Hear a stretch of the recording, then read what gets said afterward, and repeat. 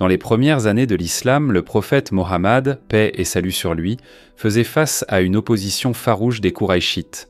Ces derniers, profondément attachés aux pratiques idolâtres et troublés par le message monothéiste prêché par le prophète, cherchaient désespérément à discréditer sa mission. Prouver qu'il n'était pas un prophète véritable, ils décidèrent de consulter les érudits juifs de Médine, réputés pour leur savoir et leur compréhension des écritures divines. Les érudits juifs, conscients du rôle des prophètes dans l'histoire religieuse et du contenu des révélations passées, leur conseillèrent de poser 3 questions spécifiques. Ils affirmèrent « Si Mohammed peut répondre à ces questions, alors il est vraiment un prophète envoyé par Allah. Si ce n'était pas le cas, vous saurez qu'il n'est qu'un imposteur. » Ravis par ce plan, les Qurayshites retournèrent à la Mecque avec un mélange d'impatience et d'arrogance, certains qu'ils allaient prouver la fausseté de la mission prophétique. Les Qurayshites s'approchèrent du prophète, paix et salut sur lui, avec un air de défi. L'un d'eux, s'avançant avec assurance, dit « Ô Mohammed, si tu es vraiment un prophète, réponds-nous à ces 3 questions. 1. Quelle est l'histoire des jeunes hommes réfugiés dans une caverne? 2. Qui est l'homme qui a parcouru les confins de la terre? Un 3e, parle-nous de la nature de l'âme. » Le prophète, paix et salut sur lui, avec une sérénité confiante, répondit calmement « Je vous donnerai les réponses demain. » Cependant, dans son humanité, il omit de dire « Inch'Allah, si Allah le veut », une formule essentielle pour montrer la dépendance absolue à la volonté d'Allah. Le lendemain arriva, mais la révélation ne descendit pas. Les heures se transformèrent en jours, et toujours aucune réponse ne venait de la part d'Allah. Ce silence divin était un test à la fois pour le prophète et pour les croyants. Pendant ce temps, les Qurayshites exploitèrent la situation pour intensifier leur moquerie. Ils se rassemblèrent autour du prophète, paix et salut sur lui, et disaient « Où sont donc tes réponses, Mohammed? N'as-tu pas promis de nous éclairer? Il semble que ton Seigneur t'a oublié ou qu'il t'a abandonné. » Ces railleries, pleines d'ironie et de mépris, visaient à discréditer le prophète et à ébranler la foi des musulmans. Pourtant, malgré ces provocations, le prophète Mohammed, paix et salut sur lui, fit preuve d'une patience exemplaire. Il ne répliqua pas à leurs insultes, mais se tourna vers Allah avec des prières et une confiance inébranlable. Après une attente éprouvante de 15 jours, l'ange Jibril, Gabriel, descendit enfin avec les réponses aux 3 questions. La révélation divine ne se limita pas à cela. Elle comprenait également un rappel adressé au prophète concernant l'importance de toujours dire « Inch'Allah ». Et ne dis jamais, à propos d'une chose, « Je la ferai sûrement demain », sans ajouter « Si Allah le veut ». Et invoque ton Seigneur quand tu oublies et dis « Je souhaite que mon Seigneur me guide et m'amène à une voie plus proche et plus droite encore ». Sourate Al-Kahf, versets 23 à 24. Avec ces paroles, Allah enseigna au prophète et à l'humanité entière que tout repose entre les mains d'Allah et que rien ne peut se réaliser sans sa permission. Le prophète Mohammed, paix et salut sur lui, invita alors les Qurayshites à revenir et avec une calme assurance, il leur apporta les réponses détaillées à leurs questions. Mais avant de continuer ce récit captivant, je vous invite à vous abonner à la chaîne et à partager cette histoire véridique sur le prophète Mohammed, paix et salut sur lui.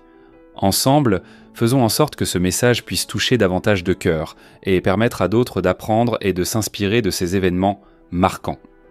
Le prophète commença par relater l'histoire des jeunes hommes qui vivaient sous le règne d'un roi tyrannique.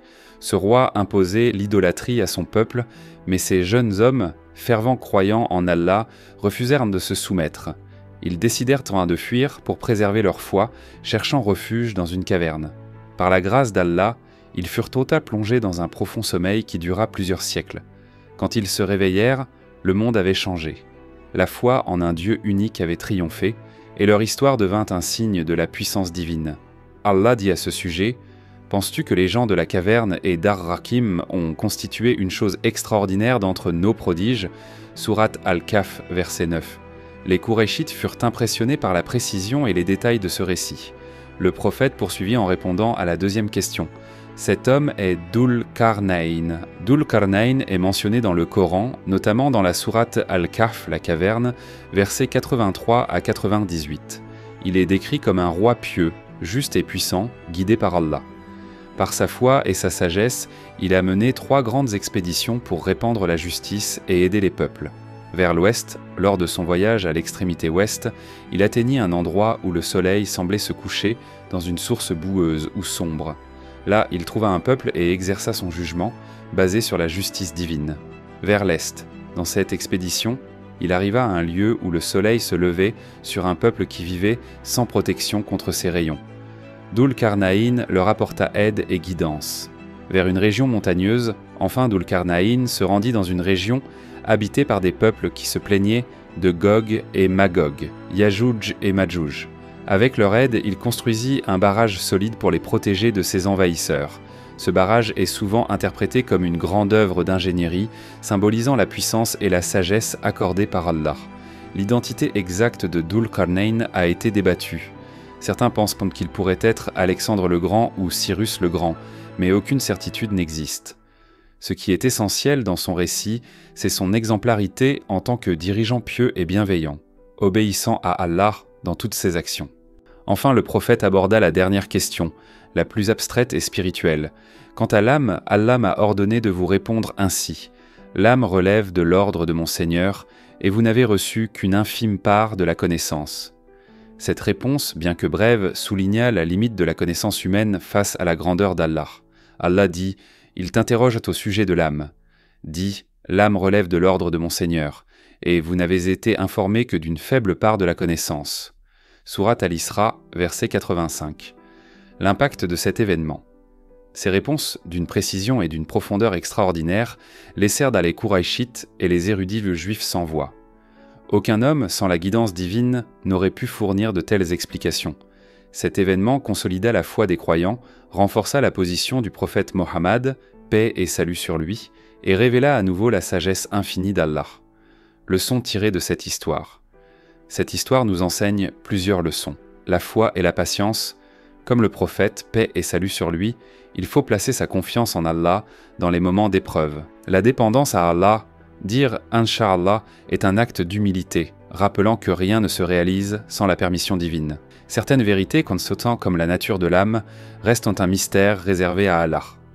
Que cette histoire nous inspire à suivre les enseignements du prophète Mohammed, paix et salut sur lui, avec dévotion et humilité. C'est ainsi que se termine ce récit authentique sur le prophète Mohammed, paix et bénédiction sur lui, et les 3 questions posées par les Qurayshites.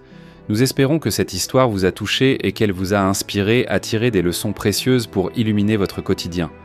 Restez avec nous pour découvrir dans nos prochaines vidéos l'histoire fascinante des gens de la caverne ainsi que celle du roi Dhul-Qarnayn, avec encore plus de détails et de profondeur. D'ici là, prenez soin de vous. Qu'Allah vous guide sur le droit chemin et au plaisir de vous retrouver bientôt, Inch'Allah.